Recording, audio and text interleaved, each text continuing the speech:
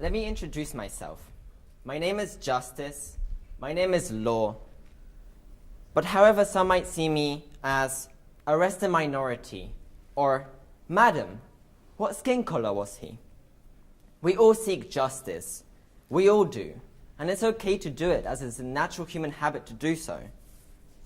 As humans, we just dwell on emotions of the past, like breakups, loss of a family member, or losing a friend, and we allow these negative emotions fuel our actions.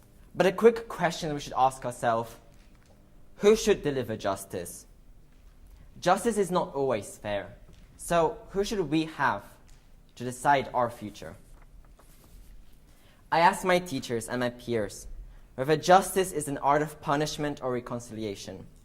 The results differed, but surprisingly, majority wanted to punish people in order to get something back.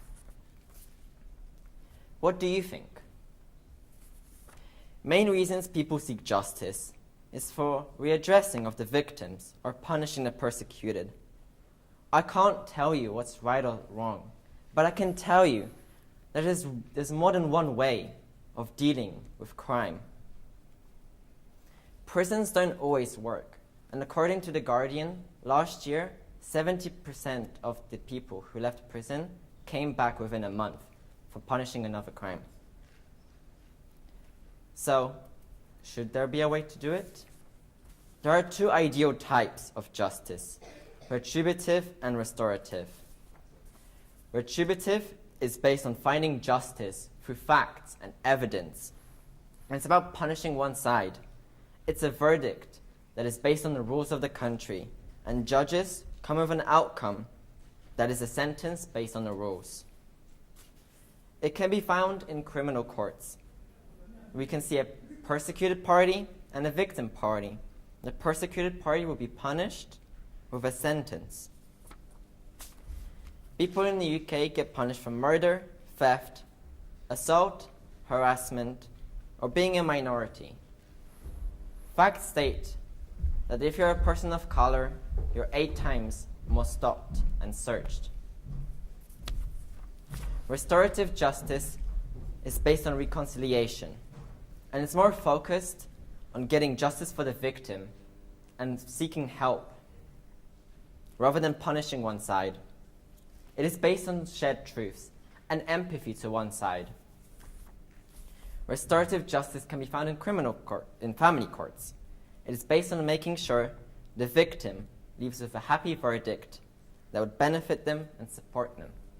But how can we manage to have a restorative justice when there's crimes such as murder, theft, assault? Well, let me tell you.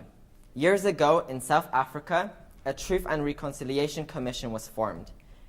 It was aimed at having an integrated community, but as some of you might know, South Africa faced with a lot of deal with segregation and a lot of crime against the black population.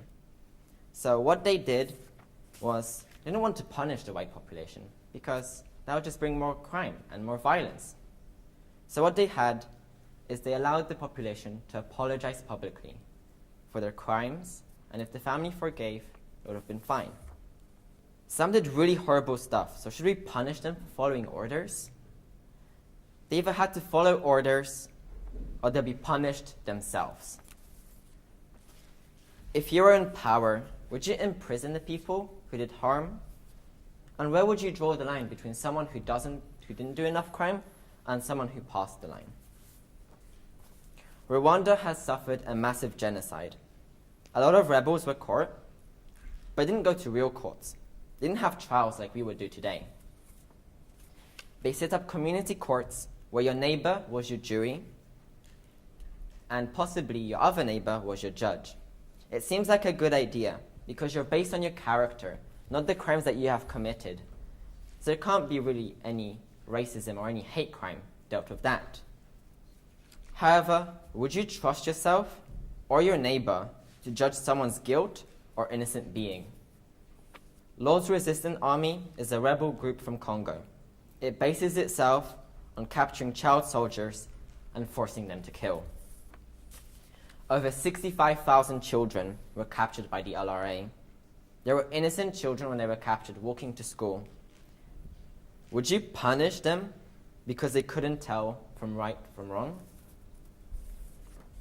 Congo villages allowed these children to be forgiven, as long as they apologized to the family who they killed, which was really problematic at that time, because when they were children, they had no idea who they were supposed to kill. They had no clear targets. It was just attacks on people, just to strike fear.